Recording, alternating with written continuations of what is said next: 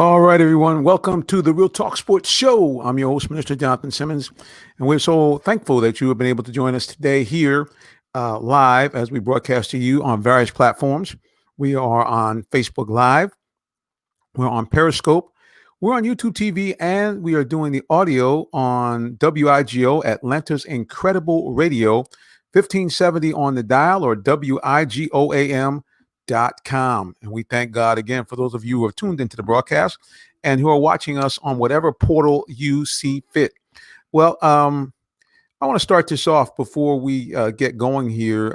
We definitely want to take a look at some of the things that have been going on in our country, but really for me a little bit closer to home. Um, had a friend that had COVID-19. She has now recovered. Thank God for that.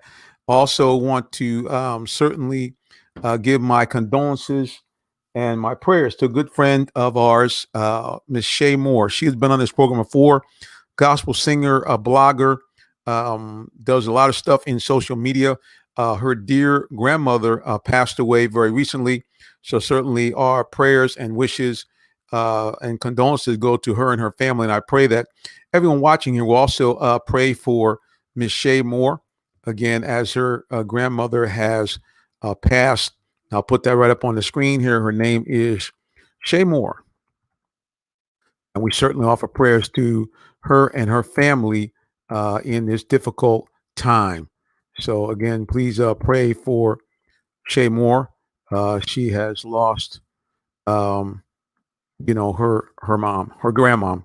So certainly our prayers are with her, and also our prayers are with all the people that are involved out in Wisconsin. We have another tragedy again.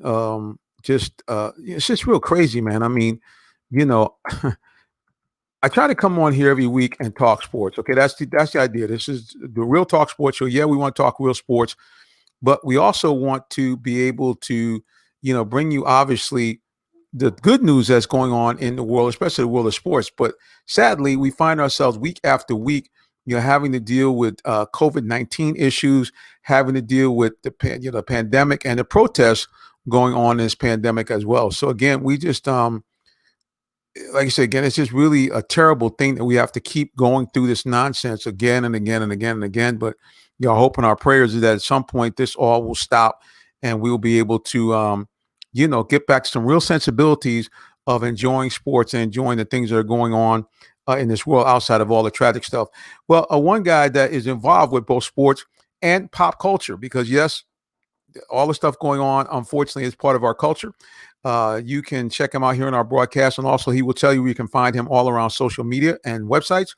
Brian Jones is in the building. Brian, welcome back, sir. Always a pleasure, Jonathan. Thank you so much for having me on. And Brian, I believe you got the fresh cut. I see everything I edged and did. lined up, sir. Yeah, got it this weekend. So yeah, it was about that time.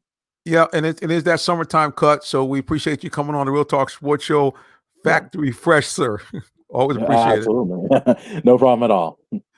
Well, look, just when you come on our show, you are normally a very effervescent and smiling young man, but I can see even in your face that you probably have the same disposition of so many people across this nation. We've had another shooting of a young black man, a guy in your age bracket, just 29 years old, shot multiple times in the back by the Kenosha, Wisconsin police. So before we get into sports, we want to just touch base on a little bit of that. Your thoughts, have you been able to watch the video and some of the news coverage from out of Wisconsin? Yeah, I was able to watch the video and just listen to some of the news coverage because we here at Pop Culture have covered it quite a bit because that's what people are talking about now, with everything going on with the Black Lives Matter movement, with the protests. So it's not surprising that this is something that everyone's talking about. It's disappointing to watch, and they're still getting all the information as we speak, but it's still a disappointing video. And I've written a couple of stories about it. LeBron James has been very outspoken about what happened to Jacob Blake. George Hill from the Milwaukee Bucks has said, "Why are we even playing the NBA? We should be focusing on the social issues." So this is just a very, very disappointing situation, even though they're still gathering all the information. But this goes to show you why LeBron James is being outspoken with racial and social injustice. It goes back to why Colin Kaepernick took a knee back in 2016. It just seems like even though we as a country and we as a society know what's going on in this what's going on in terms of racial and social issues, the same thing happens over and over again, and it seems like these officers don't learn from their mistakes, or we just don't learn from our mistakes. So I don't know what's going to happen when it's all said and done, but it just looks like it's an ongoing cycle to where there's a shooting of a black man or woman, people are outraged, and then there's just arguing back and forth. So hopefully things change sooner than later. Yeah. So I mean, just to look at this, it just seems like, again, more of the same. And to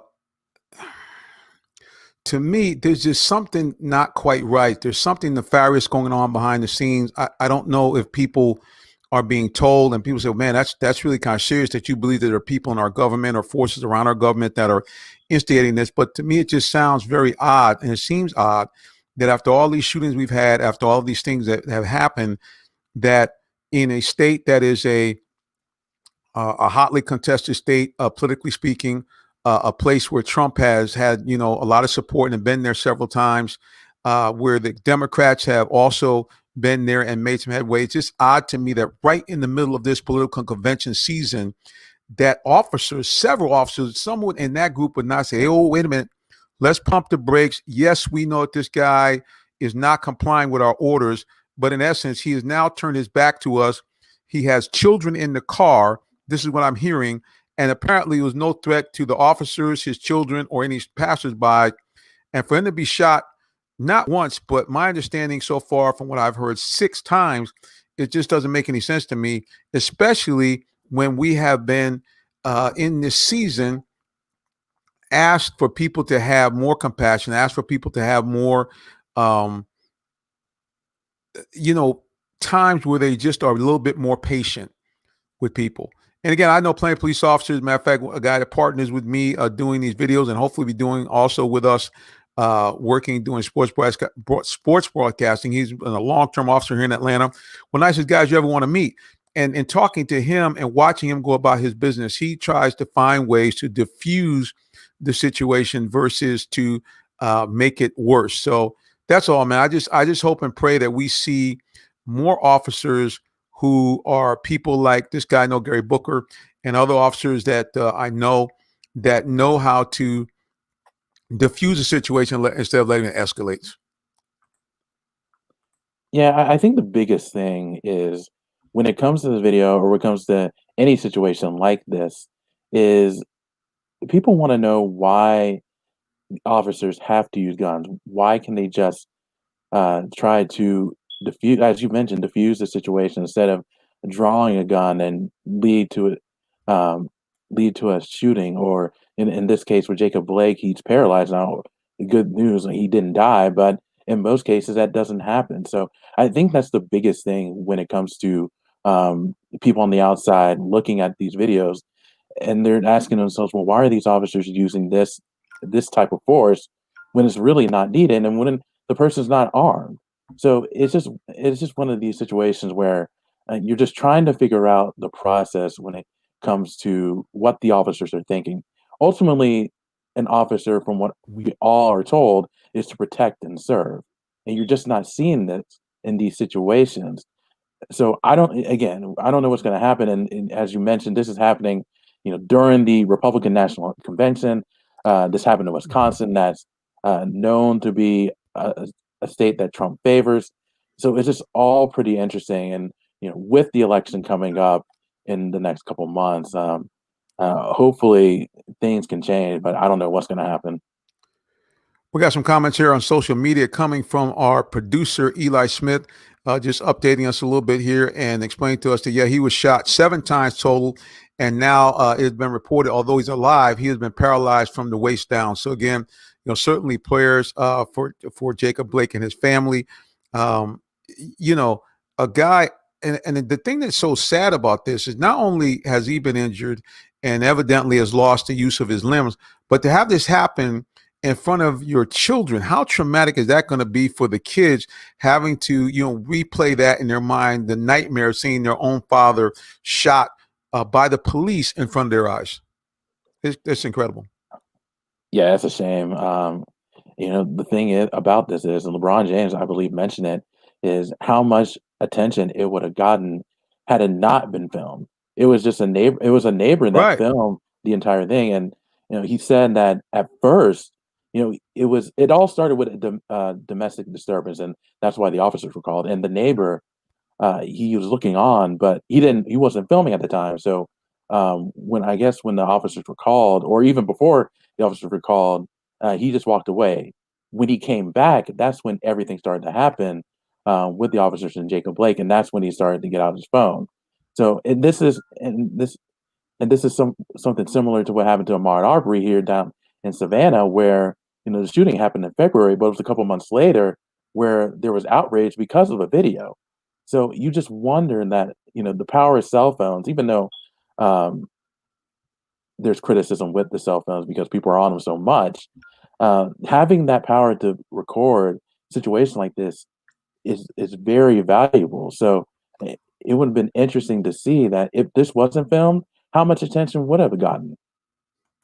Well, yeah, usually what happens with these things is that, like you mentioned, it takes, in many cases, months, for this to come out, because what happens is that usually the powers that be try to find some ways, and I hate to say this, to try to sanitize, or I believe in some cases try to edit the video or only show you portions of the video that will leave vagaries in your mind, or in some cases tilt towards the officer. And again, I want to make this 100% clear to those of you who know me. I grew up in an era which was different. We had neighborhood police. The police was considered, for the most part, to be our friends. Yeah, there were some issues, and unfortunately, I had an actual relative die at the hands of police in a similar situation. They were called out to his house. There was a domestic dispute. There's sometimes you have a family picnic, people too much liquor, it gets into an argument. Mhm. Well, it escalated, and he owned a rifle, so in an attempt to try to either threaten other family members or getting people calmed down. Once one family member saw that, they called the police. It was a standoff, and again, this is where people of color get irritated and kind of want to just pull their hair out. How many times have we had situations where we see on TV, there's now breaking news hostage situation, and you hear about a guy that is strapped with multiple weapons, sometimes has multiple people in a hostage situation, and mysteriously they put up with this guy for days, sometimes negotiating, and they finally bring the guy out. And he there's no harm to him. He's not shot. There's no one says, okay, there's the guy, we're gonna get him. We've had people involved in mass shootings where they were actually given life preserving flak jackets Mhm. when they were in the custody of the police. And so this is what I try to explain to people of all colors, especially people who are white, who are saying, hey, you know what? Why is everybody protesting? Why they keep making a fuss about this? Is because it just, from a common sense point of view, I don't care if you try to paint the person as being crazy. I don't care. People want to see justice, real justice done. And They I think really that's the do. problem. Yeah, it is the problem, and you bring up some great points when it comes to the mass shootings with hostage situations. You know, ultimately, the officers are doing the right thing because they don't want any more disasters. But Right. when it comes down to it, when you see like what happened to Jacob Blake or Amara Arbery or George Floyd, even Breonna Taylor, um, you just wonder, well, why aren't they doing the same thing and they're unarmed for the majority of the time? So there's just so many issues, and it's just uh, you know, I guess the good thing, if there's any good thing about what's going on with the Black Lives Matter movement and the racial and social issues, from what I've seen at least, is more white people are speaking out and understanding what's going on in this country. So even though this country has a long ways to go, it looks like we're heading in the right direction, but there's more steps that need to be taken. And what happened on Sunday afternoon in Wisconsin is just an example of how far ways we have in order to get where we want to go when it comes to social issues and racial issues. Right. Yeah. I mean, we're just gonna have to step it up, man. I mean, we just have to kind of do better, be better. I told people I had a couple operations in the last couple of years, and my theme was more, better, better. And basically, I want to be more, better, better each and every day. And that's really the country's thing. We want to be more of the good things. We want to be more of excellence. We want to be more of people who are looking towards the thoughts and the desires of the people around them. This country is good on claiming it's a Christian nation, but in fact, they're not following in the footsteps of Christ. They're not putting their neighbor's needs in front of themselves. That the Bible tells us basically that if you're a true believer, it said, "Greater love hath no man than this, than to lay down his life for his friend."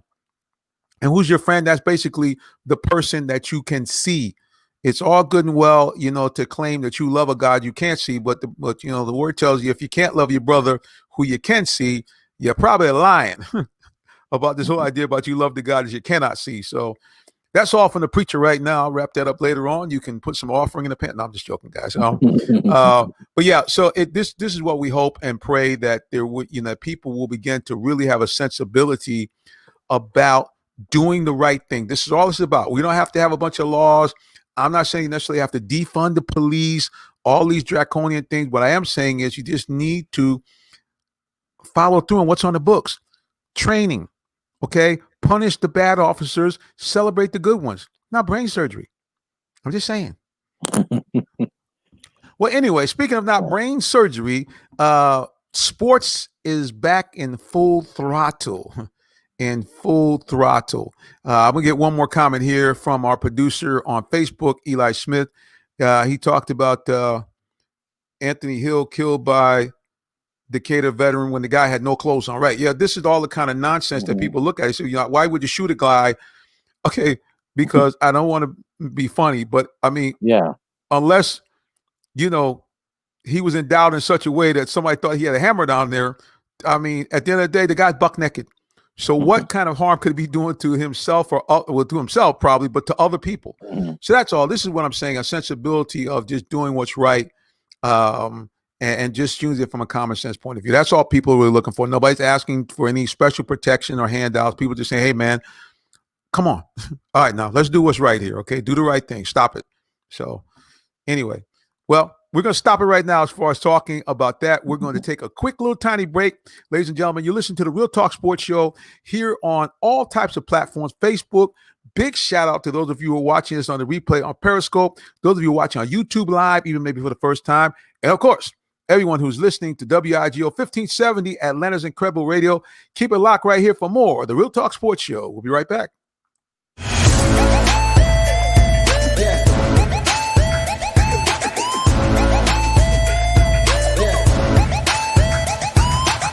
This is OJ Howard with Real Talk Sports. What's up, guys? This is Tim Tebow. You're listening to Real Talk Sports. This is Charles Woodson. Let me grab the mic. You ready? This is Charles Woodson with Real Talk Sports. Hey, it's your boy JB Smooth with Real Talk Sports.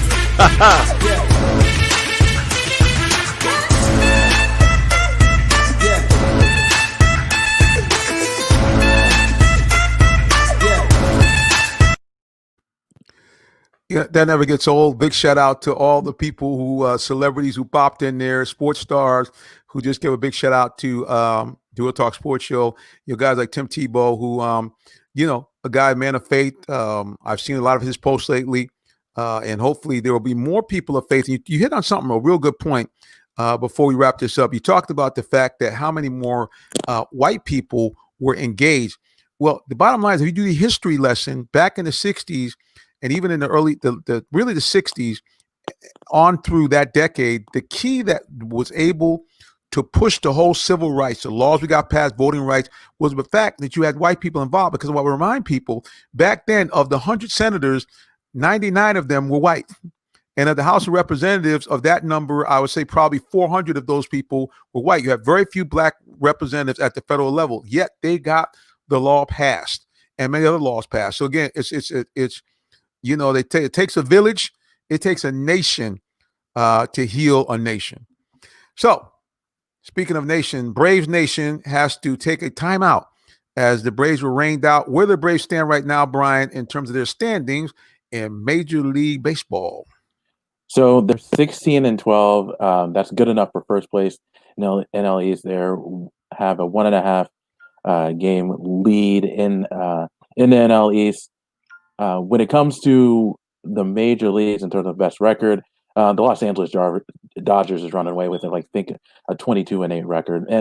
But considering everything that has gone on with the Braves when it comes to injuries at the starting rotation, they're hanging in there. They're getting great play on Marcell Ozuna, Dansby Swanson, Freddie Freeman started to heat up. They're getting Ronald Acuna back.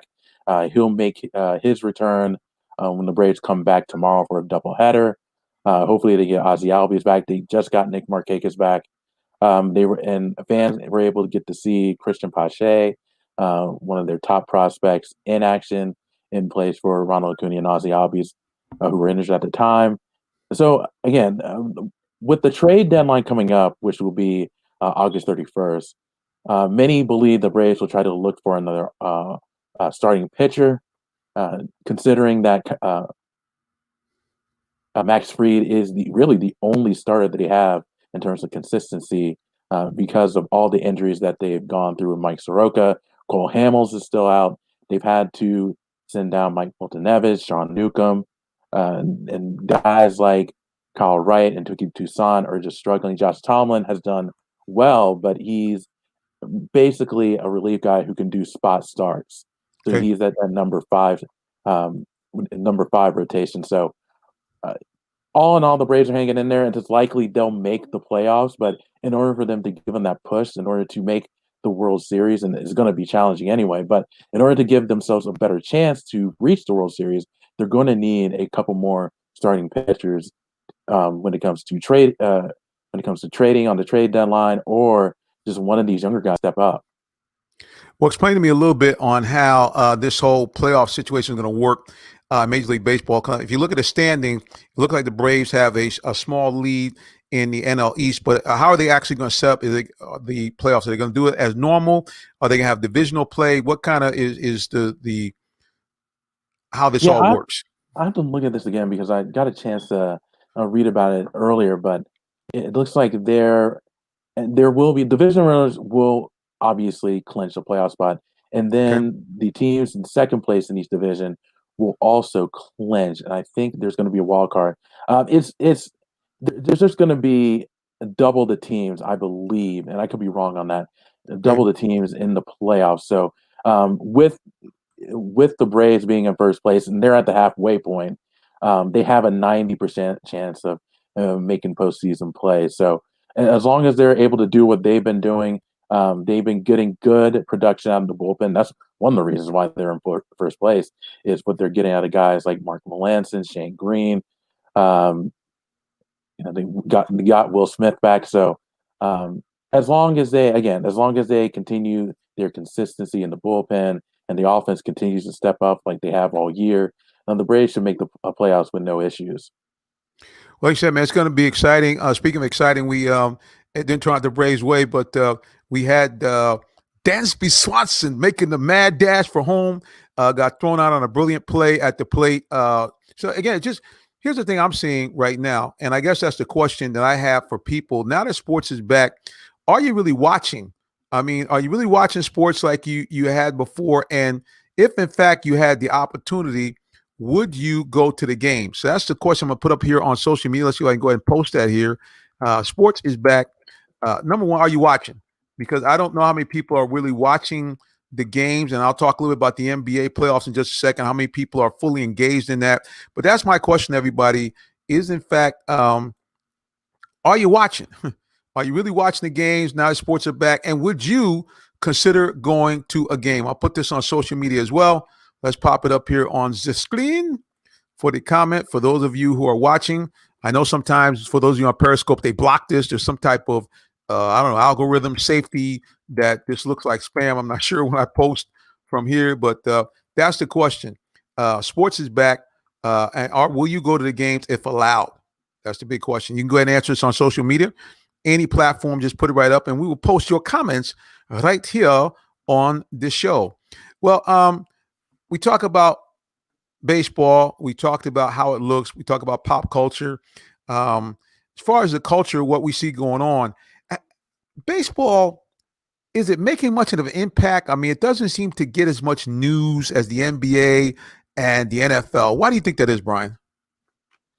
I think there are a few reasons. I think the number one is how baseball is marketed and how it's just not in terms of a national perspective. Baseball doesn't draw that much attention when it comes to the NBA or the NFL, and I think a lot of it has to do with the way that the league markets its players.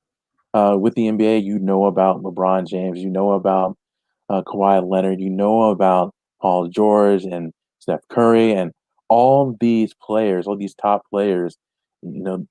Even the average fan who doesn't follow basketball on a regular basis knows all about him. The same thing with the NFL. You know about Tom Brady, you know about Drew Brees, Aaron Rodgers. Those guys are always on the scene, and you just don't necessarily see that in baseball. Even with the top guys, when you're talking about Bryce Harper, Fernando Tatis is having MVP type season while he's getting a little bit of traction. It's not on the same level. Charlie Blackmon of the Colorado Rockies is a guy that could win MVP as well. He could end the year batting 400, which you haven't seen in a very long time. But it's just not being talked about. And again, I think a lot of it has to do with these television contracts, with these teams being televised regionally instead of nationally, and then just baseball not having that one guy that everyone is drawn to. And I think I mentioned this before. It should be Mike Trout. You're just not seeing that. I think 20, 25 years ago, that was Ken Griffey Jr. He was everywhere. And during the Damn. 96, in the 96, before the 1996 election, Nike ran this campaign where they had Griffey running for president, and people were going to vote for him.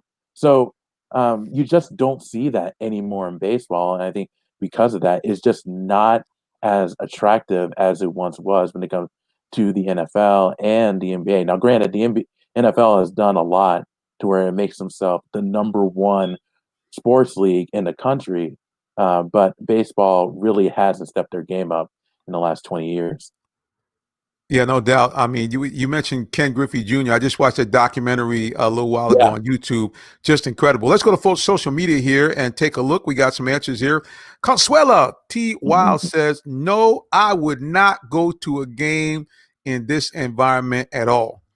And I got to tell you, Brian, that makes the preacher, say I have to be courageous here because we always look to try to do some coverage and to assist in high school sports. So we are committed to live stream the games because at least at the beginning of the season in Clayton County, the fans are not going to be allowed to attend. So we're going to be doing some live streaming. I tell people we're going to take all the safety protocols. Myself and most of my crew that I work with, we all in that danger zone. We that 16 over crew. That's right. You're hard to believe that the handsome preacher is that age. But anyway, yeah. So we're looking to try to be as careful as we can and to make sure that we do protocol. But yeah, a lot of people are not feeling it. And again, Consuela says she would not go to the game in this environment. What do you guys think? Would you go to a game? Let's just say the Falcons. Now, see, this where it gets a little dicey. The Falcons said they gave you free tickets, like 100 level. Would you go? That's the question I got to ask you. Sports is back. Would you go to the games if allowed? Again, you put it up on social media. We'd be more than happy to respond to your quotes.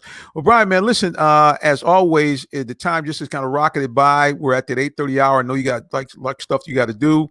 And so let us know how people can find out more about you, your blog, your website, all that kind of good stuff, social media, because, man, I mean, this whole thing that you're doing with the blend of pop culture and sports, you couldn't have been put in a better position as far as a reporter and and a student of the game. I mean, you're just in the catbird seat right now.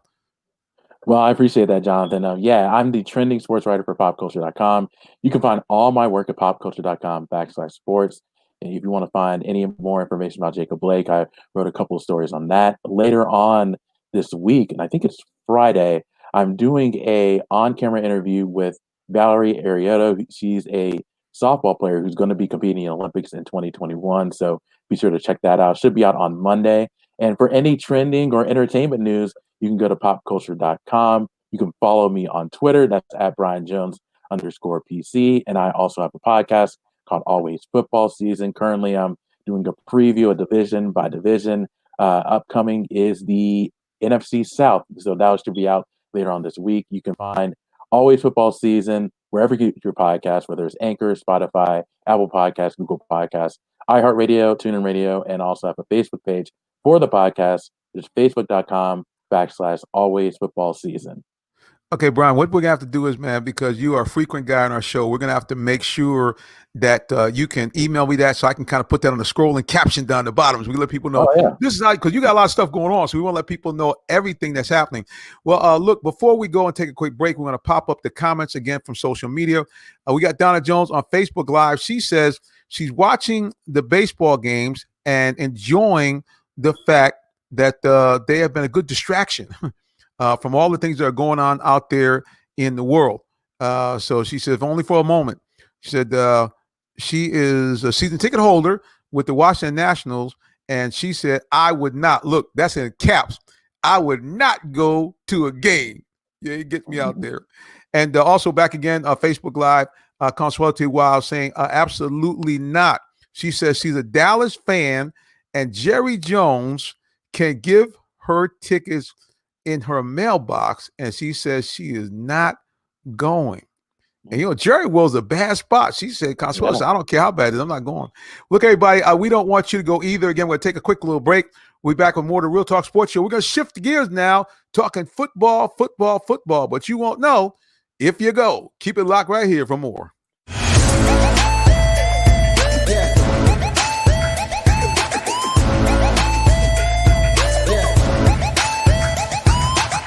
This is OJ Howard with Real Talk Sports. What's up, guys? This is Tim Tebow. You're listening to Real Talk Sports. This is Charles Woodson. Let me grab the mic. You ready? This is Charles Woodson with Real Talk Sports. Hey, it's your boy JB Smooth with Real Talk Sports.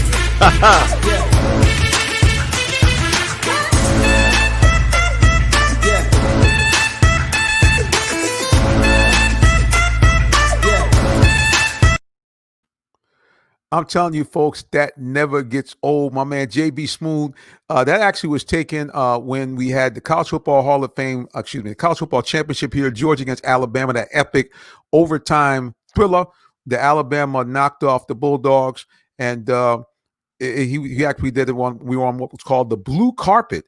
ESPN had a meet and greet at the Railroad Depot right in downtown Atlanta, really glossy and red carpet type event, and we were there, and JB Smooth and Tim Tebow, a couple other guys, OJ Howard, all those guys stopped by to give some words of encouragement to the Real Talk Sports Show.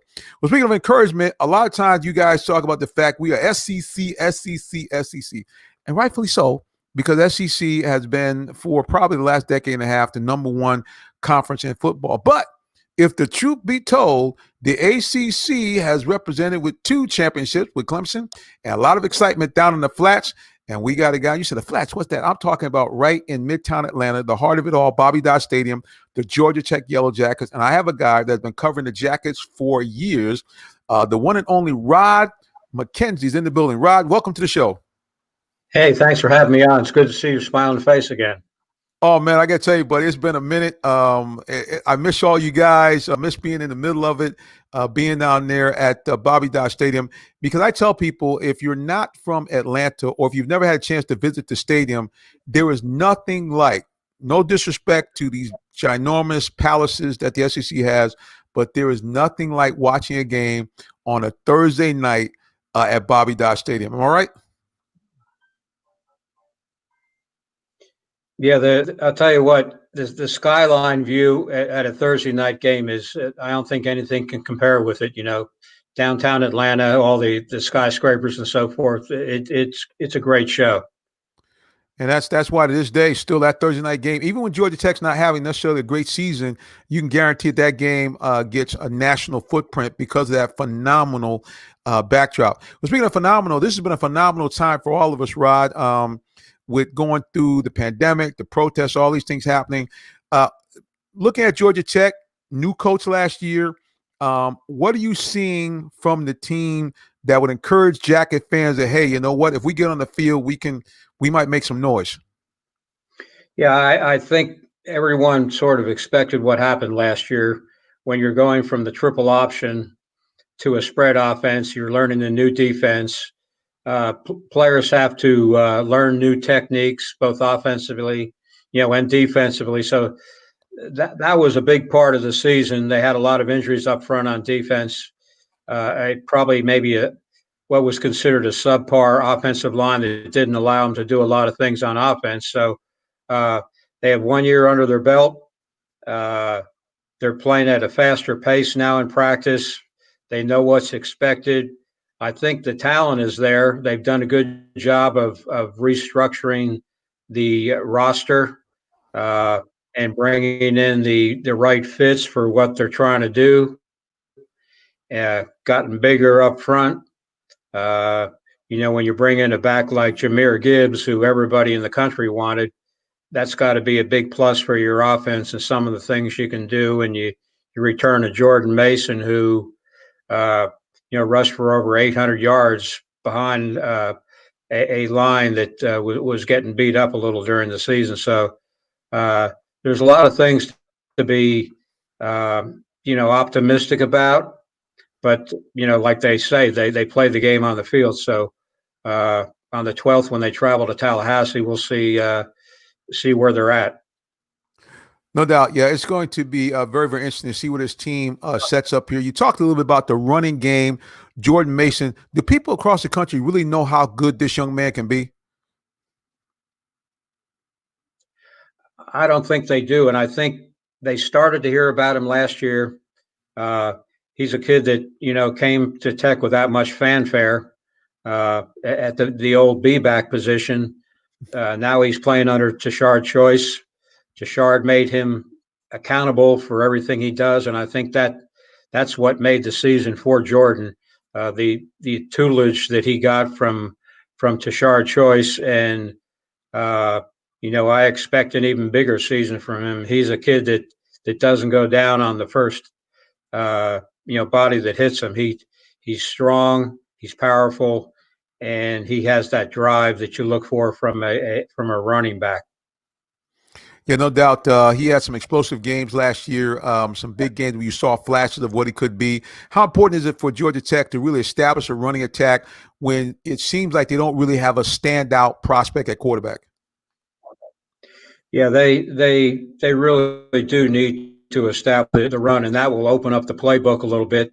They have a dynamic slot receiver in a Marion Brown, who they can use in a lot of different ways. And of course, he's the kid that tied Calvin Johnson's record for touchdowns by a freshman last year. So, that says a lot about the kid. And you got some talent at quarterback. Last year was a learning experience.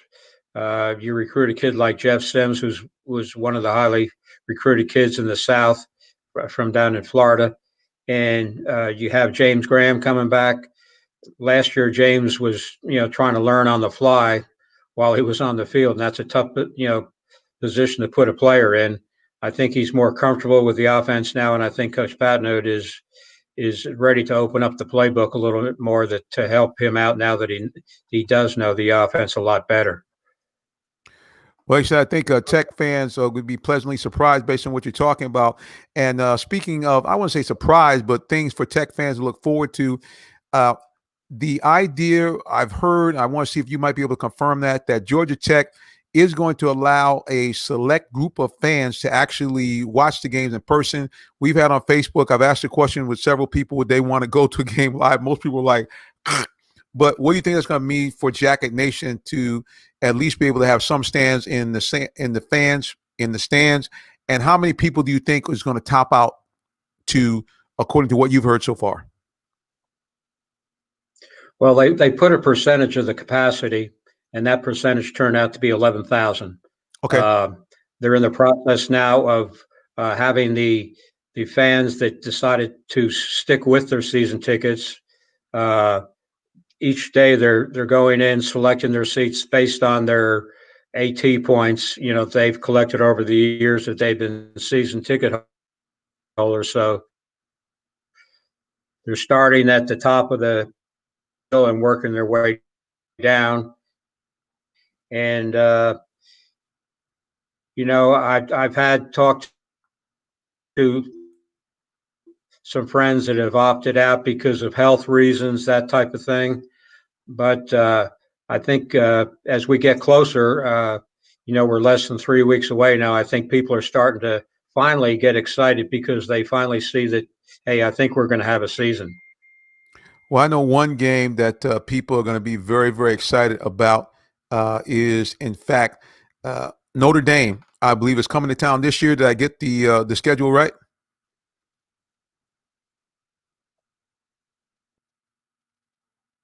That's correct. Originally, the game was going to be played at the Mercedes-Benz Stadium, but they've moved it back on campus. And I think the ACC did a great job of getting Notre Dame to play a full schedule in the ACC. So they'll be playing, 10 ACC opponents, and that's huge. And they also get, a part of that NBC contract for their home games on NBC. So that was a pretty big coup for, getting a team that's been an independent forever. And for this year, that really solidified what they were trying to do and trying to move forward with the schedule. Well, no doubt. Of course, the Notre Dame has been very involved with ACC, obviously in terms of basketball, and we've seen over the years them inching towards them bit by bit in football. But as you mentioned, man, this is a huge coup to have a team like Notre Dame to be able to play in ACC schools a full schedule. But again, Atlanta fans have got to be stoked about them coming to town. Again, guys, we don't want you to put your health at risk, but if in fact you're part of that 11,000. I think you might want to sneak your way in and see the guys in the Golden Dome helmets, without a doubt. Yeah, there's no doubt about it. Now, Georgia Tech has put a lot of good protocols in place they started with the safety of their staff and the student athletes, first of all, and now they've put protocols in place for the fans when they come to the stadium. Okay. They're required to wear masks inside the stadium. They'll be spaced out, and they've given this a lot of thought. And of course, they've done their own testing on campus. They have their own, medical people on campus that have done a lot of research into this, and they've also been working with Emory. So this isn't a fly-by-night thing, and this is something they've given a lot of thought and study and research to before they proceeded with this plan to bring 11,000 people into the stadium. Well, that's a good thing about being the Georgia Institute of Technology. If anybody would be able to figure out a way to keep fans safe and to find unique protocols using technology, certainly Georgia Tech is amongst the leaders. So, yeah, it should be pretty exciting, man. I just hope and pray, but everybody does, that no one, gets deathly ill or severely ill from this, and that we're able to enjoy football, because it is, in fact, a great distraction.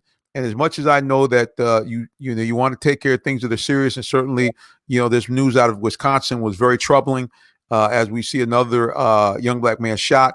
But at the end of the day, we have to find some way to do all of these things at one time. One, to address the social ills and the things that are going on in the nation, but also, as we do that, from time to time, take a breather and then unite in the things that we do all seem to celebrate together.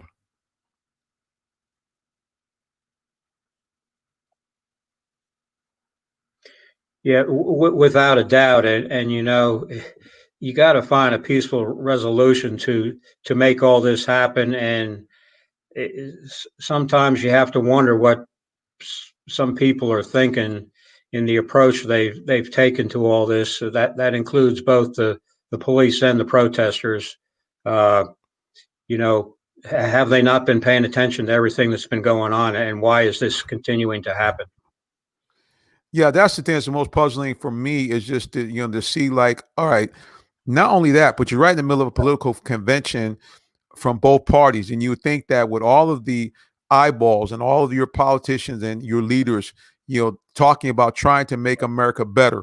Well, I don't care what side of the aisle you're on. I think that anybody that lives here, the ultimate game plan is that you want the country as you live in to be the very best it can be. So the fact that we still continue to see what we saw in Wisconsin, that we still continue to see the reaction from, and again, the operative thing here, from people I believe who are instigators who actually, begin to burn down in the community, build businesses that have been thriving and working in the community for years. These types of things, to see this still going on is sad. It's a testament that our nation still has some learning to do. But there's yet hope that there will get some people in leadership that have some sensibility and have the ability to inspire the people to do what's right. Well, one of the things that you need to do if you want to find out more about Georgia Tech football, you need to check out this man right here. Rod, tell us people how they can find out more about you, website, blog, any kind of social media that you might do. Sure. Thanks for the opportunity. We're part of the 247 Sports Network. You can find us at gojackets.com, Twitter at Georgia Panther, and also at the Hive GT.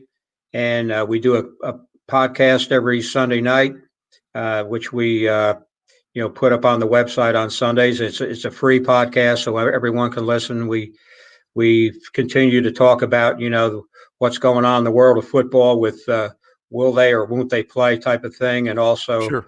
We've begun to take a closer look at the position by position look at the Georgia Tech football team, and we'll continue on with this as the season goes on.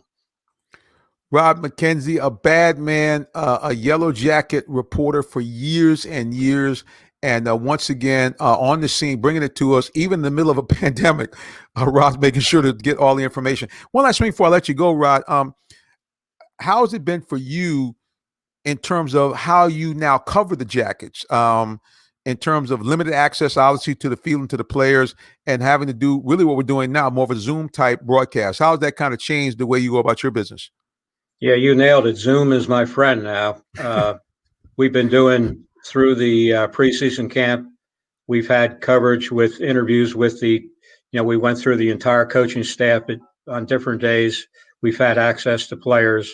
Now that they're in their regular practice schedule, we get Coach Collins once a week. We get the coordinators once a week, and we get the players once a week. So right now, that's as close as we've gotten to campus is these Zoom calls, but it's worked out great. And, we appreciate Georgia Tech making, these people available for us. Well, no doubt. And hopefully I'll be able to join in on the Zoom telecast, what I believe is tomorrow morning, where Coach Jeff Collins will be addressing the press. And we hope to get some of that and hopefully bring that to you. And for all those you who are ACC and Yellow Jacket fans, I told you we're going to start bringing you more coverage from the Jackets as we get closer to the season. And so, Rod, we're going to be once again tapping you on the shoulder to have you join us again here on the Real Talk Sports Show. Hey, I appreciate you letting me come on and talk about Georgia Tech, and we're looking forward to seeing you again soon. Absolutely. Listen, Rod, we appreciate you, man. God bless you. And until the next time, be safe, man. You too. Stay safe. And Rod McKenzie covers the Jackets, has been doing it for a long time. Great guy.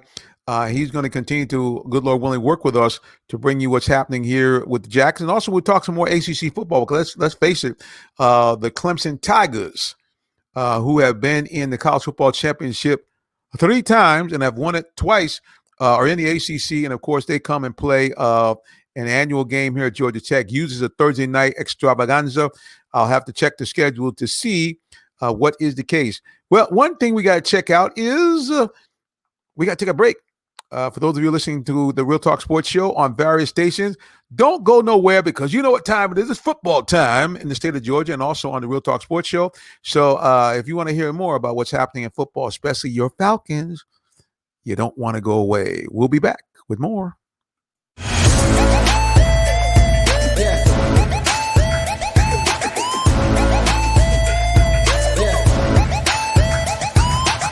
This is OJ Howard with Real Talk Sports. What's up, guys? This is Tim Tebow. You're listening to Real Talk Sports. This is Charles Woodson. Let me grab the mic. You ready? This is Charles Woodson with Real Talk Sports. Hey, it's your boy JB Smooth with Real Talk Sports.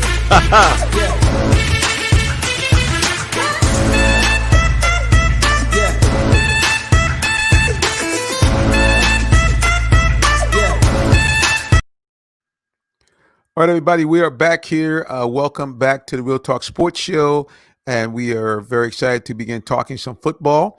And before we start talking some football, we're going to go ahead and see if we can hear a little bit from some folks that you'll be hearing more about, because they will be helping us and partnering with us as we bring to you some high school football. So let's take a listen here to our proud partners, Allen Vigil Ford. Let's check out what is going on with Allen Vigil Ford. Georgia has a proud history of football, Southern cooking, and Ford F-150. And for the last 40 years, Allen Vigil Ford has been the best place in Atlanta to get a new one. Buy a new F-150 XLT Super Crew today and get up to $15,000 off MSRP. And when you need service, our technicians will get your vehicle running like new. It's all at Allen Vigil Ford. Stop by today or visit us online. That was a little bit from Allen Vigil Ford, and I will throw in a shameless plug. In fact, if you want to get some great deals, not sure how many vehicles we have left of the $15,000 off, because that was part of the pandemic promotion that Ford had. So, but definitely contact me, because I, in fact, I'm a sales rep at Allen Vigil Ford. So if you need a vehicle of any type, I specialize in commercial vehicles and trucks and vans, but if you need a vehicle of any kind, pop my cell phone number up there. Bang, you can call me on the cell, 678-410-9833. I would love to be of service to you for a new vehicle for your business or for yourself or for another family member. We'd love to help you out. Again, check us out at Allen Vigil Ford. Well, speaking of checking things out, as you know, if we're going to talk about the Falcons, boys and girls, there's only one man that does it best. He is an award-winning sports writer with AJC Sports. He's also the embedded beat writer for our Atlanta Falcons. Well, you know who he is. We simply call him D-Led.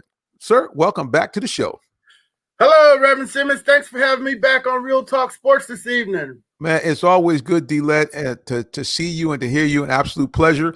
I was listening to a little bit of the Falcons YouTube broadcast, and as always, you had the first set of questions. So tell people a little bit about your conversation with Matt Ryan and kind of the feel you got from him during the interview.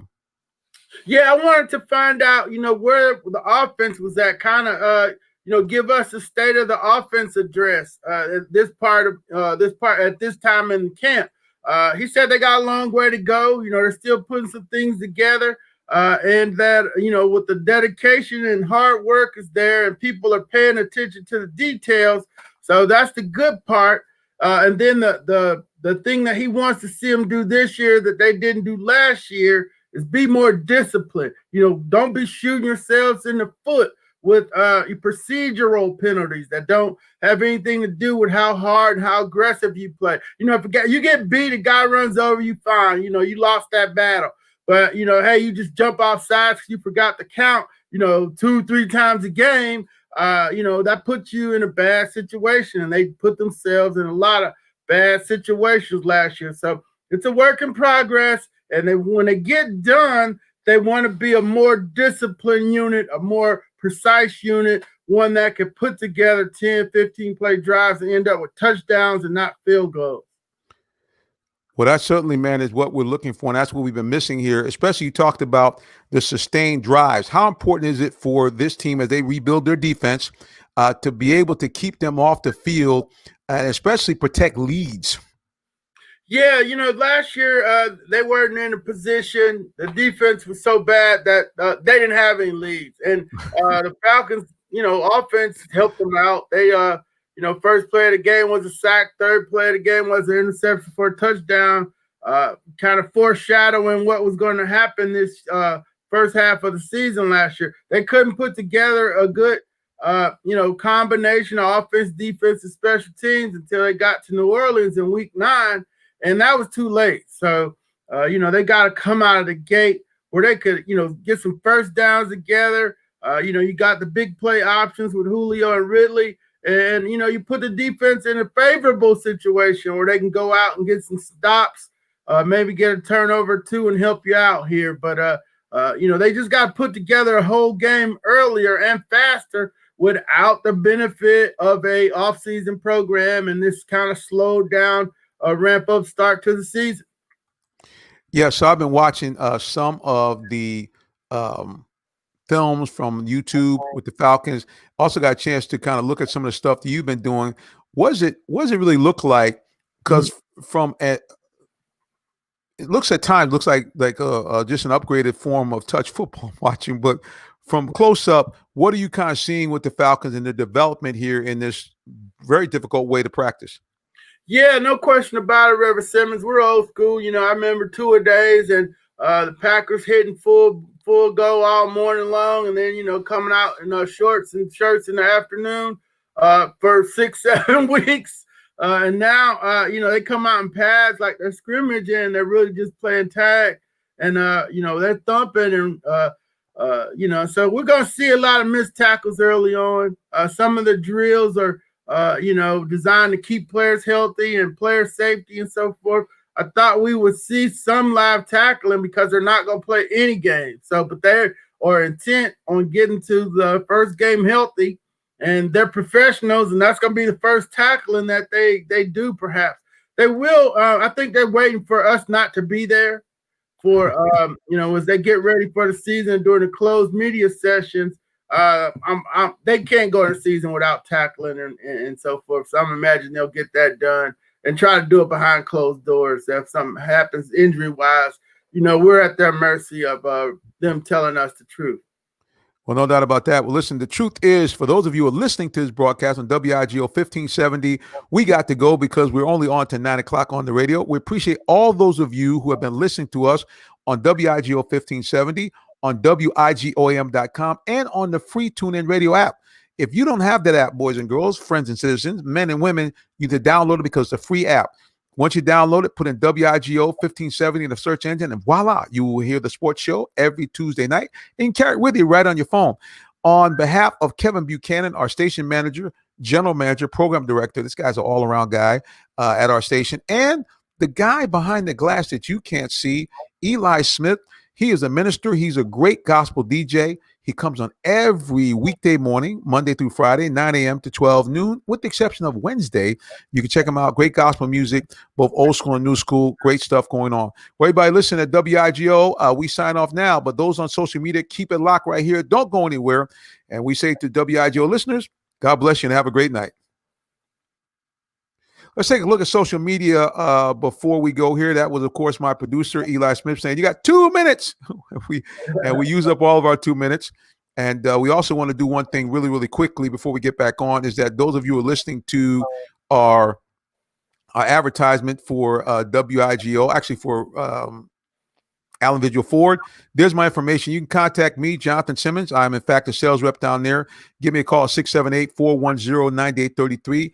Or if you want to be part of our partner group, we have very reasonable advertising rates, not only for this show, but D-Led, we're going to venture out into the wilderness. I shouldn't say that. Clayton County High School is right near us. All of the sports, one of the major sports stadiums, Tara Stadiums, is nearby. And we are going to go ahead and offer some live streaming of the games so that parents who cannot come can watch the games. Yes, everybody who's been hitting me up, we're going to be far away from the children. So to try to be safe and follow our protocols best we can, but we do want to go ahead and give people, you know, some video and some audio of their kids since they can't see it. So again, support us, and to do so, hit me up by the cell 678-410-9833. Ideal again. You talk about what this team needs to do. We talked a little bit about the offense being able to control the ball. How much have you seen of Todd Gurley, and how good does he look? Todd looks at, you know, like early on, you could tell he's working through some issues with his left knee, but now he's ramping things up. He's picking things up. He's hitting the hole, getting to the second level. The most impressive thing, Reverend Simmons, is after practice, I didn't stay there and count him yesterday, but he runs the hill at the end of the practice fields. Okay. And, you know, anybody from our era, we know that that's a Walter Payton move. So yes, sir. He's getting ready to be running through some arm tackles and try to return to his form. He knows that he's on a 1-year make good deal. And, you know, he probably doesn't like it, but he hasn't led on to that. He recognizes the business of football. He decided to take that contract and come out and show the people. whereas Devontae Freeman, got cut, lost $20 million by not taking care of business here, and now he's frowning up his nose at those lower deals. Take the deal, go show what you can do, and earn the money. So Todd is in that frame of mind, and he looks good running that hill. You can't really tell how good he looks running against guys that are trying to tag him and not tackle him. So we'll just have to wait and see and stay tuned on that.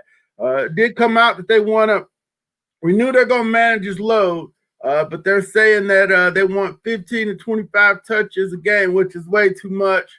But that's 320 at 20 a game for 16 games is 320, and he averaged 17 touches a game last year. So if they can get 20 touches a game out of him, that means they're running the ball a lot and they're winning. Yeah, and I think what they're looking for when you talk about touches isn't that they're really trying to see what he can do for them out of the backfield as a receiver. Yeah, that would be a part of it. I 3/4 run, the other fourth catches, and the way the offense is structured, Dirk will have the running back will be the check down guy a lot of times. So if Gurley's on some poor linebacker, and Julio's triple covered, then he's gonna be in pretty good shape to catch a whole lot of passes. Yeah, no doubt, and he's shown that he can catch the football. I mean, that was a very potent part of the Rams' offense. The year they went to the Super Bowl. Now, obviously, him pounding the ball, but in that MVP type year, the number of receptions that he had was very, very critical. So we're going to take a look at that as he goes forward. You're talking about cutting back on some of his load. Again, so far in camp, any changes as far as the pecking order from the running backs?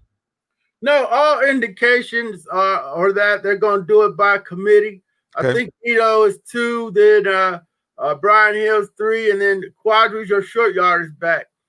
They wanted to see more out of Quadri, who he's been out the last 2 practices. We didn't find out what the injury was, so I'll try to ask that in the morning. But he's missed the last 2. He started off looking really good. Then Ito's been coming on of late. Brian's been pretty steady throughout. But they definitely could throw Ito the ball out of the backfield. For some reason, they keep running the poor little fellow up the middle. I think trying to surprise people. I don't know, but that's what got him hurt the first year, was running him up the middle. Then last year got him blocking some 6'4", 230 linebacker in pass protection, and he hadn't learned to cut block like Org done yet. So that was bad. So I mean, put your guys. They always say they're gonna put their guys in the best possible position, but they keep putting poor Ito in these bad spots, and hopefully they've got that all figured out now. And speaking of that, no ill effects at all from what you talked about. Obviously, a big hit and a concussion last year. No effects showing from that this year at all, correct?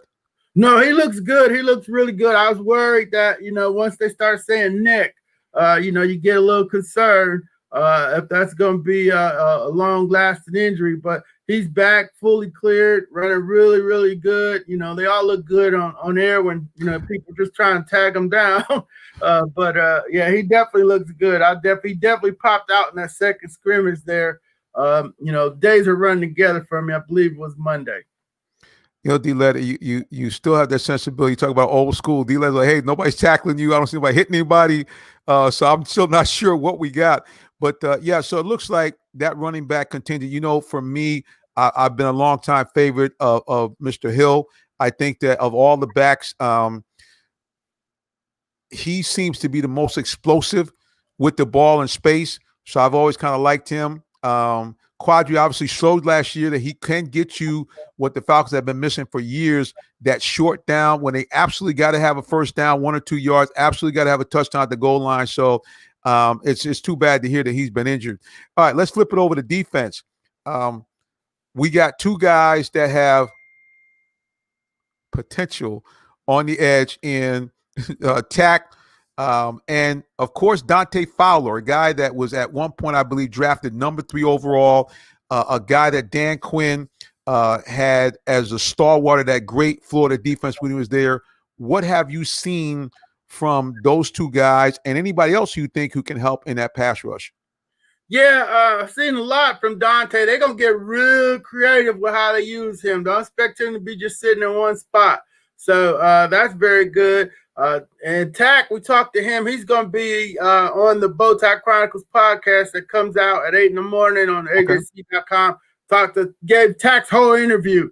He's humbled. He realizes, hey, this is the last dance for him. They turned down his $10.3 million option for the 5th year. So, yeah, he's like, yeah, it's a wake-up call. Yeah, of course. Am I motivated? Yes, I am. I'm motivated. I wish I could have took care of this in my first 3 years. Wish I could have had 10-plus sacks, but I didn't do it.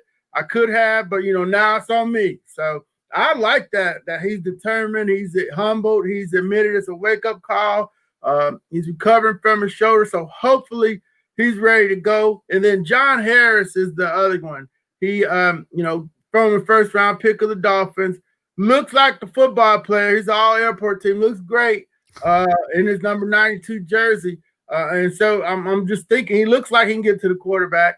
I know Steven Means can stop the run. And, I'm between Tack, Harris, and Fowler. I think he got 3 ends to get after the quarterback. Well, that's going to be the key because, you're in the NFC South. Aging or not, Drew Brees has shown that his ability to get rid of the football quickly has been troublesome.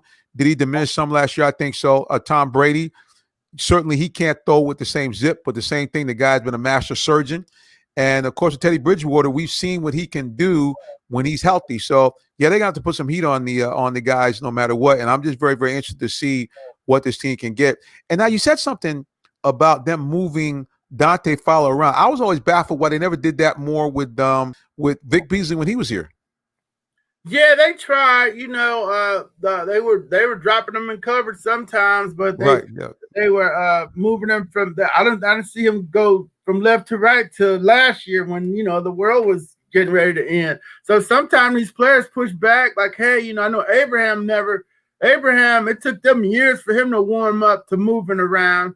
They're like, hey, you pick where you going. Right. You pick the matchup.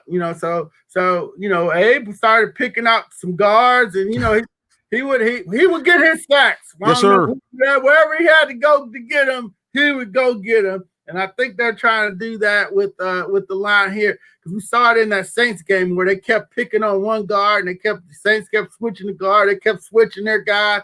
It's all about matchups. If you got a favorable one, if they got one hole in that line, just send your people through that hole and make it easy for yourself. Well, speaking of that, and as we move towards near the end of the broadcast, the difference now with a defensive coordinator who at one point been a head coach, a guy who's played the game and has shown some great prowess with defense. Raheem Morris, how much of an impact is he going to have on his defense this year? Well, they're talking about Thomas Dimitroff was on Sirius XM radio yesterday talking about how the defense is starting to take on his personality. And, so that's a good thing. If they're that connected to the coach in a coverage league and he's the master of that secondary, they're going to, be in his mindset. That's a good thing. Also, he's still getting help from Jeff Olbrich. Sure. There's still collaborative effort over there, but he's a DC. He's a final say, and he's trying to whip this unit into shape and play ball like they played over the last 8 games of last season. They talk about that defense and taking on his personality. So the D-backs, what have we seen? First of all, give us an update on Con O'Neill's situation, and of course the young rookie, our hometown guy, AJ Terrell. Yeah, AJ's looking great. He's going against Julio Ridley every day, and the key word is he's staying in phase. So that means that he's not getting, blown by, and not just blowing him by him. So, not can he stay in phase and pads when they're tackling live? Yeah, I hope so. That's that's the part of the puzzle that we don't get to see anymore. So, but yeah, he's looking great, doing a great job out there. He's got a left cornerback. The right cornerback is going to be a fight between Oliver and Sheffield. It's going to come down to, those closed practices probably. Darquez Denard is going to be the nickel. And then they got to kind of shuffle in the safeties and variety of matchup type packages too. So you'll see Keanu's been looking great as strong safety. So it looks like him and KZ are going to be 1-2. Ricardo will come in and play some, matchup type stuff. Maybe use him like the Chiefs used Tyrann Mathieu, the Honey Badger, and so forth. Okay. We have a little bit of that. So we'll see. We're gonna see. It's like they're trying to do a lot on defense, multiple stuff. Match up every play. Really intense game planning. And last year that didn't work out. We had people running around wide open for the first 8 games. So maybe this second stab at it, they're gonna get it right, and all the players gonna be on the same page. They're gonna take Seattle, go down to Dallas, and then get ready for Trubisky and the Bears here, and then go up to Green Bay and handle. That's gonna be 3 games where they're not 3 games against teams where they're not gonna be favored. All right. So the first 4 games of the season, as Dan Quinn likes to say, first quarter. What do we need to see out of the Falcons in the first quarter, record wise, for them to be able to continue on in the pursuit of postseason? 2-2, 3-1, because it gets tougher from here. You got the Bears, so you got to take the Bears. Seattle, they always play them tough, so they're gonna know each other. We're very good, so you got to stand up to the bully. They thought they were, they went at San Francisco pretty hard last year too and came up short. So and the Falcons beat San Francisco, so they're not afraid of them. Dallas is overhyped always, but they got a good defensive front, especially now they signed Everson Griffin. Not sure the Falcons can block them, so that's going to be troublesome. And then Green Bay, they were 13-3 last year. First year in the Shanahan offense for Coach LaFleur. Aaron Rodgers is, being pressed by them drafting somebody else. So he's going to want to show his game here early on too. So that secondary, whatever it does in those first 3 games, they better be ready for that Monday night air show up in Green Bay when they get up to Green Bay in game 4. So good start to the season. 2-2, 3-1. 4-0 would be we can start making reservations for Tampa. Yes, sir. There's no doubt. Not to see Tom Brady. Yeah, there's no doubt. I look at this team, and like you said, 2-2. The good news is, as tough as those teams are, you hit it on the head. The realities are the Falcons have played Seattle very well over the years.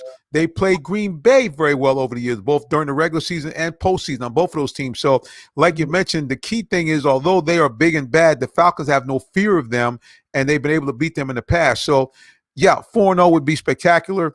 Me personally, like if we can get to 2-2, that'd be great. Because here's the thing about the Falcons: we've been 5-0 and couldn't get the postseason. So, I just want to be able to at least get through this first quarter, no worse than 2-2.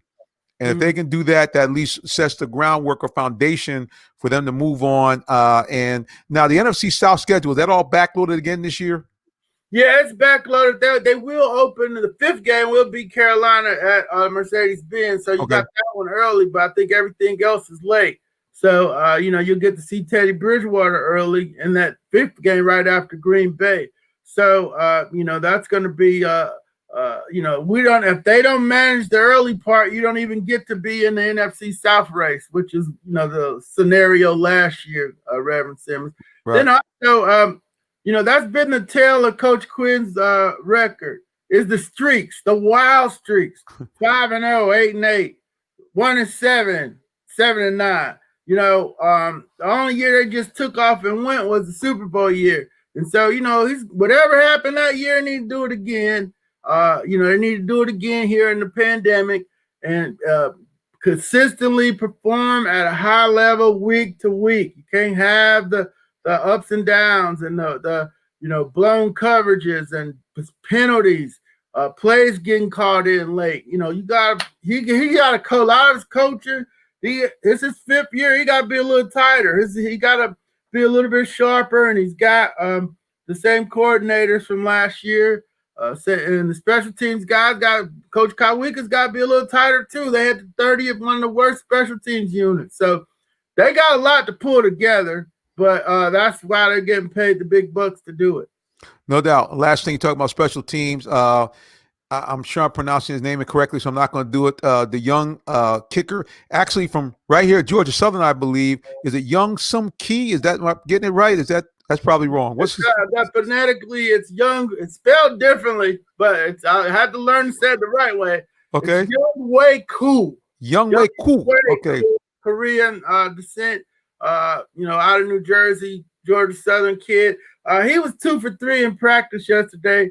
They cut Jamin Brown. We think maybe they're gonna bring in another kicker to work out here to put some pressure on him. But that's a big part of the special teams operation. The young punters look pretty good, but the kicker missed a makeable kick in the scrimmage there on Monday. well, like I said, man, we look forward to see what they're going to do this year, and we look forward to having you back to join us. I got to tell you, man, it's always a great pleasure because you're right there in the middle of it, so you can kind of really give us that bird's eye view of what's happening. Speaking of bird's eye view, obviously every Wednesday, cover 9 on 9. Tell people how more they can find out about that. Follow you on social media and all of that good stuff. Yeah, we are on Twitter at DOrlandoAJC. You can certainly go to ajc.com and get to the sports menu, drop down and bookmark the Falcons page on Facebook or on Atlanta Falcons News Now. But yeah, we tweet everything out and try to get you to come to the website and check it out. We have the Cover 9 at 9 blog every Wednesday at 9 o'clock. We're going to talk about John Comiskey making that big leap in the second year tomorrow. And, of course, the podcast, the Bowtie Chronicles. You can get that on iPhone, Stitcher, all of the platforms for that. We're up to episode 206. And tomorrow we're talking to Tack McKinley and being humbled and how he believes in himself and how the team taking away his fifth-year option has lit a fire in him. And it will light a fire in Reverend Simmons, too, if they took $10.3 million from him. I can tell you, D-Left, from a man who's not had his hand on that much money, right. I can assure you that I'd be feeling some kind of way if all of a sudden they cut my commission in half at Allen Vigil Ford. Yes, sir, you are correct. It would light a fire. Well, that's, I think, really, if we close out talking about these Falcons, one of the things that for me, when I can think back 4 years ago when they went to the Super Bowl, I remember getting this on our YouTube video when everybody was asking Matt, kind of what his sensibility was, and he slipped out and said something just real candid. He said there's a sense of urgency. They said, well, there's always a sense of urgency, but no, that was the thing. That Super Bowl year, that team said, we got to get it and get it now. And even though they started off, I think it was they started 4-4 or 5-3, they just seemed to be a team that said, look, this is our time. We got some rookies in here that can play. Matt's having a phenomenal season with this Shanahan offense now. And it just seemed like everything clicked. But again, it just seemed like the team's mindset, the whole concept of the brotherhood was just a lot more intense. I haven't seen that since that Super Bowl season. Yeah, no doubt about it. But, last year when they went through the wars, they were at the bottom. Everybody was, the whole thing was getting ready to get turned upside down. And they rallied and somehow managed to save the ship, save the brotherhood, and fought for each other. And now they're back. They're serious about making that carryover from last year. And so, when the analytics people look at it, there's no correlation from one year to the next. There are going to be 20 new people on that 53-man roster. It's going to be a flip. But that's what they're saying. That's what they're hoping. The principles are the same. The players believe in the coaches. They believe they got a plan that they could win with. And now it's just a matter of putting all that good talk together out on the football field. We'll see it starting here on September 13th against Seattle. Well, D-Led, I think you hit it on the head, man. We're all going to be watching to see what's cooking. Oh, one last thing. Okay, so certainly I had the guys from Georgia Tech on earlier and talked about how Georgia Tech is going to allow fans in the stadium at a 20% capacity out of the 46,000 people that they can hold at Bobby Dodd. 11,000 will be allowed. What's been the news that you've heard about fans at Mercedes-Benz Stadium? Yeah, right now, no fans for September. They're hoping to have them by October, but right now, there are no fans. No fans at all. And how about in the surrounding areas? Because as you know, tailgate is a big deal. Any idea about them or any talk about them opening up either Falcons Landing or the Home Depot backyard? Yeah, no talk of that yet on how they could socially distance in those areas. I'm sure the fans are going to want to, get together somewhere, and that seems like a natural. But for now, it's going to be football at the stadium for TV. Dallas is having fans. The third game against Chicago is here, so no. Then Green Bay is no fans, and then Carolina back here, maybe that'd be the first game that the fans will be allowed. But until the science gets better and we get a vaccine, it's going to be real dicey trying to put a lot of people in in those tight spaces. No doubt. Well, hopefully we can get some of the people from the Blank marketing group to talk to us a little bit about especially the Home Depot backyard, because I think of all the spots that would probably be the best area to control social distance tailgating, since it really is kind of monitored by the Falcons and they can really kind of control the flow of people in and out of that area. So I'm going to be looking for some breaking news on that. Listen, D-Led, again, we appreciate you, man, stopping by the program. Appreciate all the stuff you do in terms of covering our Falcons. And again, man, kudos to you holding up the whole idea that you can cover sports and be a journalist at the same time. Well, yeah, thank you very much, Reverend Simmons. I appreciate that. And always a pleasure coming on Real Talk Sports. Yes, sir. Thank you so much. Have a great evening. All right, you do the same. All right. That's D. Orlando Ledbetter, Esquire. He's a teacher and mentor to many students. He does great work with the University of Georgia, and he always has been a guy that has been willing to take time out with people and to, just help when he can. So we appreciate the kindness he's shown towards us over the years, and we appreciate the continued work he does. Like I said, again, he's worked with students from University of Georgia, students from Morehouse. He's done, just like I said, again, some great work here in the community. And we've always tried to see if we can follow in those footsteps, which that's the announcement we're making tonight, guys, that we are going to throw our hat in the ring and stream high school football in Clayton County. We're looking to do a live video stream and radio broadcasting on our various platforms. We're going to be working with the Phoenix Media Entertainment Group.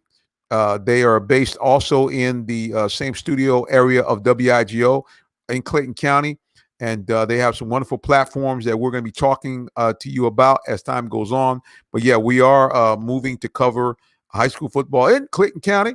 So if you have a student that goes to any of the Clayton County high schools, whether it's Jonesboro, Mount Zion, Morrow High School, Mondays Mill, you need to contact us. Let me go ahead and pop it up here on the screen one more time. Let me pop it up. There's on social media again. You can contact me, Jonathan Simmons. Hit me up on the cell, and you contact me if you want to partner with us and advertise, because like I said, again, we're going to have this out of the stream, and we're going to have the broadcast tape, so it'll be available on demand. And if you want to partner with us that way, support the kids, here's what we do. We do give 20% of all ad revenue back to the schools, either in a donation at the end of the game or some type of in-kind donation after the season. But last year we gave out, I think, approximately $1,000, and really that was from the great top line sponsorship from my employer, Allen Vigil Ford. Mr. Vigil is a long supporter in the community. Has been very involved in the world of sports. Big booster at a top SEC school, University of Florida, and also he has done great things here in Clayton County, where our dealership is based. We're right in the heart of Clayton County, 6790 Mount Zion Boulevard in Morrow, Georgia. We're just minutes away from downtown Atlanta, minutes away from the airport. So if you're in the area, if you need a car for yourself, your family member, or your business, again, you can give me a call right there on the number you see listed below there, 678-410-9833. And I would love to be your automobile consultant. And the cool thing is that we really do it the right way. We try to be as transparent and candid and straightforward with you as we can, trying to give you the information to help you make an informed buying decision. Again, that's at Allen Vigil Ford and Lincoln. That's why we have Lincolns too. 6790 Mount Zion Boulevard in the city of Morrow, Georgia. You can shop us 24/7 online at allenvigilford.net. And again, if you want to reach me, you can hit me up on the cell 678-410-9833. We'd be more than happy to, help you out. We want to go ahead and get ready to wrap up the broadcast. We want to just do this. This is called the Real Talk Sports Show. So certainly we want to ask everyone to keep in prayer the state of Wisconsin, the city of Kenosha, and certainly to the family of Jacob Blake and to Mr. Blake himself, who did not perish in that horrible shooting, he has survived. Sadly, reports are out from sources that he is paralyzed from the waist down, but in fact, at least he is still yet alive. And we just ask God for prayers. And here's the thing, our God is an awesome God. And he is a God that's able to do the miraculous things. So we don't want in any way count out the fact that your prayers, our prayers, everyone's prayers can bring this young man back and put him on his feet. I know that seems to be, beyond the pale, but we have a God and we serve a God that can do great things. So we're going to ask you all to please pray for Jacob Blake, his family, pray for Kenosha, the city, and pray for the state of Wisconsin. So we ask you all to please do that. I'm also going to ask you to pray for a friend of mine as well. I have a dear friend that she lost a woman very close to her grandmother. Everybody has got a nana. I'm sure you all have that person that you have held so dear. And so that was her and her grandmother. Her grandmother was very dear and near to her, always encouraged her. Her name, my friend's name is Shay Moore. So certainly keep her in your prayers and her family in your prayers as well as they deal with the loss.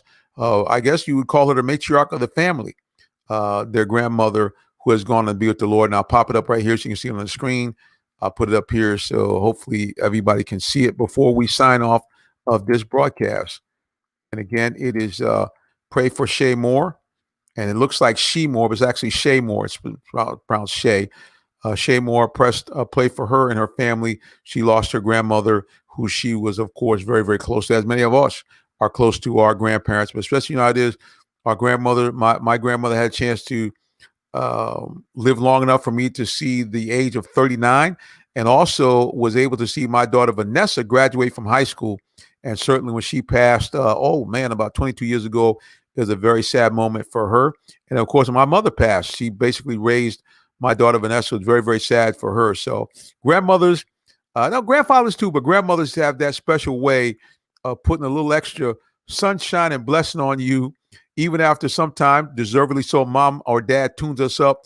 Grandma can sometimes soothe those ills. And then, of course, sometimes they can put the tune up on us as well. But it's something about a grandmother's love that is certainly very, very special. So we, again, pray for her and her family.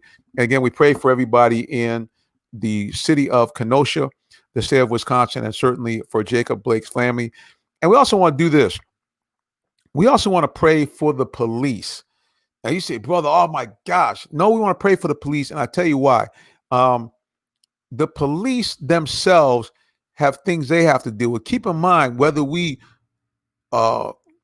nobody agrees with what we've seen, but we have to keep in mind, just like we say there are bad seeds, bad apples, and you say, brother, we keep seeing it. It doesn't matter. We keep seeing it. It's still a very small percentage of our police departments across this country that have people like that. The other thing, too, you have to want to keep in mind and ask yourself, why are certain officers being emboldened to do these types of things? I believe there's something far more sinister behind the scenes going on, as there are forces trying to throw this country into a state of chaos so they can bring martial law and really bring the dictatorship and the types of evil that we see that's happened over the centuries to other nations beside ourselves. So we all need to pray for one another and not just, pray for peace. Yeah, I don't want people burning stuff up either, but we want to pray that people think and that people be wise in everything that we do in this season. And that goes for even who you pick for your political leaders, because leadership matters. You can hashtag that. All right, everybody. You can see down the bottom here, I am in fact Minister Jonathan Simmons, so I cannot leave any time I come on the air unless I ask you a simple question. Do you know Yahshua HaMashiach, Yeshua, Jesus Christ as your personal Savior, or you have a relationship with him and God through him? No. Well, I please tell you, ma'am, sir, friend and citizen, young and old, please get to know him as your Savior, as your friend. Why? Because nobody loves you like Yahashua. Nobody loves you like Yeshua. Nobody loves you like Jesus. Nobody loves you like him. Not your mom, not your auntie, not grandmama and them. Nobody. Why? Because he made you, number one. Number two, he loves you beyond any love that can be imagined. And that's why he died that horrific death on the cross as that one-time atonement for sin, because God said the wages of sin is death, and that's his requirement. And Yahashua, Jesus, paid that for us. So all we have to do is believe in him, confess our sins first, believe in him, and voila, we will in fact be made suitable to be a kingdom citizen of the kingdom of heaven, and more importantly, an adopted child of Yahweh, Jehovah, God himself, which means a couple of things. Number one, you will live a life well lived here upon the earth, not difficulty free, not problem free, not even sometimes going through sadness and difficulty free. But in fact, you'll be able to be a more than overcomer through those things. And you will see over time that that was all part of God's plans to make you more and more like him and his son, Jesus. And that's really the idea. We want to be a God upon the earth, small g, not a shot caller, big baller, but to use that power and to use that wisdom to affect change in the lives of others around us. That's the whole idea. Number two, you get an absolute guaranteed ticket to that lovely place called heaven, a place that when we die, we can go there and good news, no pandemic, no protest, no pain of any way, shape, or form. That's all gone, eradicated, and finito. Instead, you will live in a city that is paved with gold streets, with gold that's so pure that the streets are translucent. And if you like the bling, there will be all the finest jewels everywhere. But last but not least, the most important thing is no more questioning. I wonder what God thought about this. I wonder what God was thinking. Oh, Jesus, because they'll both be with us and we can ask the questions and have the ability to hang with them forever and forever. And the other thing is it avoids us from heading to the bad place called Hell, where that's going to be all those things that we don't want, the pain, the sorrow, the anguish, forever and a day. Hot too. Nobody else should live there, do you? So you know the choice is clear. All right, guys, we hope that you enjoyed this broadcast. We again want to thank all those of you who are watching the replay on Periscope, and those of you who are watching on demand on YouTube, and those of you who have shared this broadcast all around social media, especially on Facebook. And, it's that time. So we say, as we do each and every week, God bless you and have a great night. So long.